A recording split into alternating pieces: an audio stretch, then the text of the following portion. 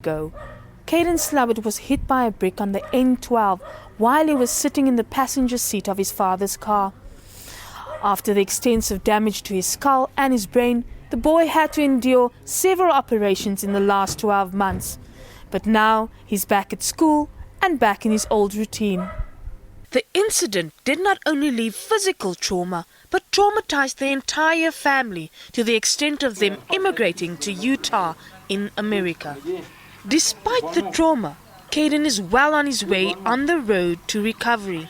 After 10 months of walking without a skull, the doctor put in a titanium plate on the side of his head here, and at first they were worried that the body was going to reject it, but it was all fine.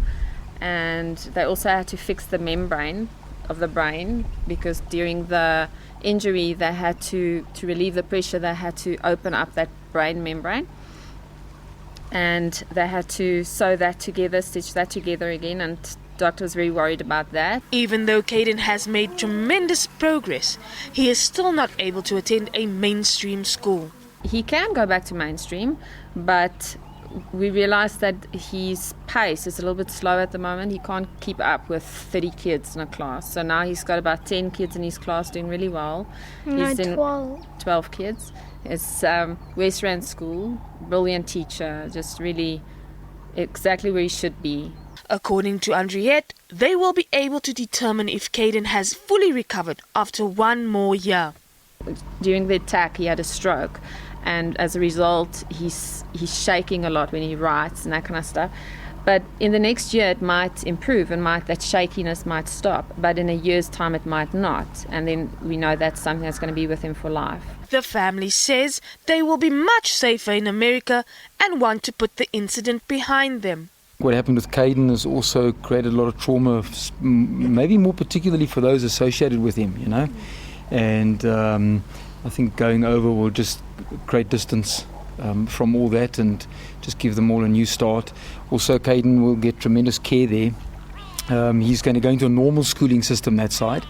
And the system there works a little different. So each year he will get passed on and moved up to the next grade, no matter what he's been through and no matter how he does. And so he'll be associating with his peers, and I think that's good because he'll feel normal, he'll feel like everybody else, and I believe that'll be great for his healing process. Caden and his 4 siblings have already been enrolled in schools in Salt Lake, Utah.